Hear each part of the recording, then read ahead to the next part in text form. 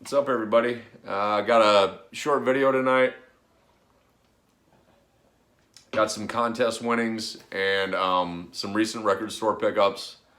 I recently won Dan's contest from Dots and Loops. He had a contest called I Like It, where you showed basically some guilty pleasure albums from your collection. There were 47 entries. He did a reverse draw, and I was the last man standing. And the generosity of the prizes, I mean, unbelievable. So he gave me it was a gift card, and he sent me a really cool early 70s hard rock album from his collection. And I just wanted to show everything tonight. So with the gift card, I picked up this really nice coffee table book, Psychedelia, 66 to 70, 101, underground rock albums from the era. They do write-ups on every album, and as well as like festivals from the era, the history of LSD, obscure singles and stuff. Really cool coffee table book. This is like $20 on Amazon. And the other thing I picked up with the gift card was Time and Place, Lee Moses. This is fantastic, excellent album. So Andrew from Tales from the Crate featured this in one of his videos. Did a needle drop on it. As soon as I heard it, I knew I had to have it. This is some hard soul, just a really hard-edged voice on this guy.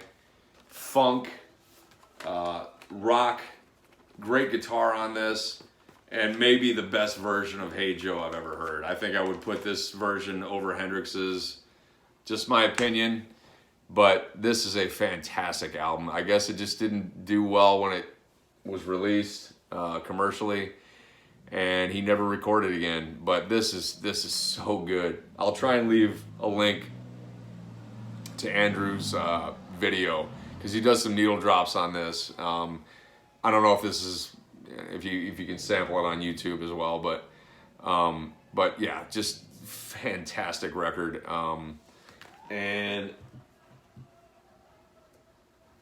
Dan also sent this in the mail from his private collection, Thinkin' by Banshee, from 1971.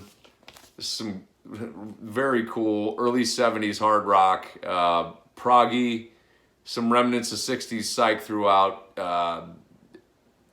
The guitars are way out front in the mix. Very, heavy guitar driven hard rock.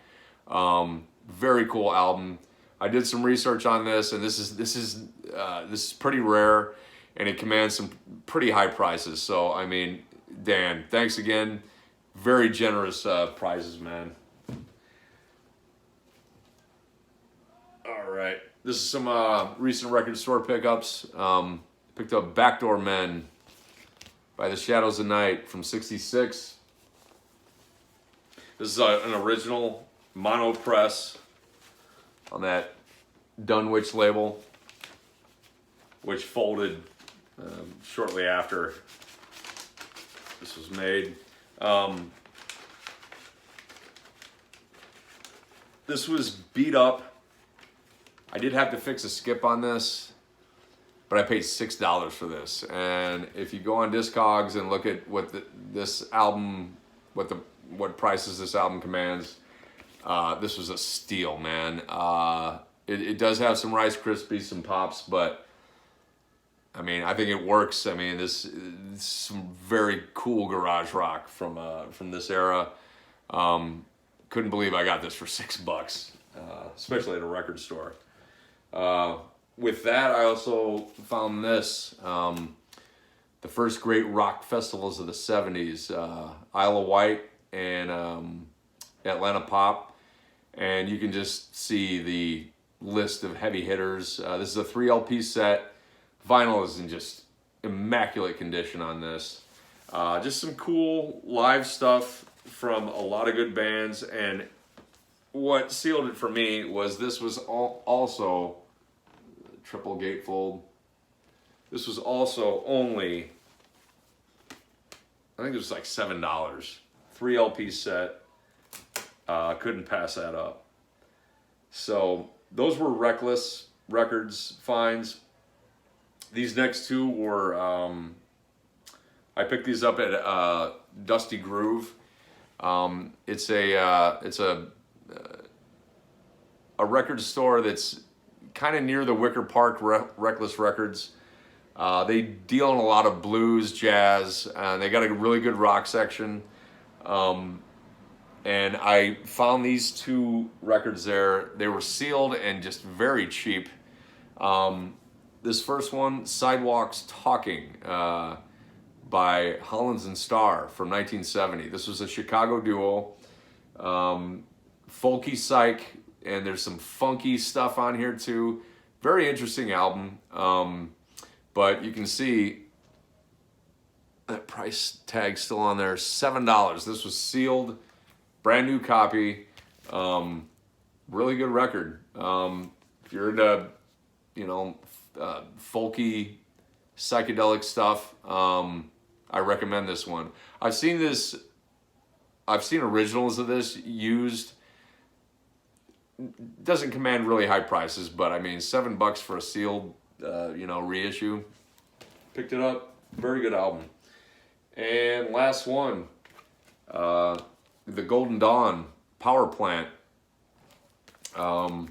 These guys were contemporaries of 13th Floor Elevators. They were on the same label, international artists. And there's definitely, these guys definitely sound a little like the Elevators, but I think they hold their own. I mean, they're definitely not, drawing from the Elevators. It's a similar sound, but this is a really good album. I wouldn't call this a poor man's 13th Floor Elevators, but it's not as good as 13th Floor Elevators, but it's definitely their own sound, but you can kind of hear their influence, I think, on this.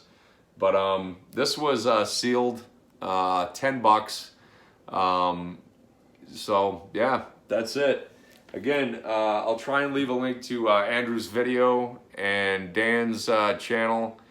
And that's it. Everybody have a good weekend. All you dads out there, happy Father's Day. Take care.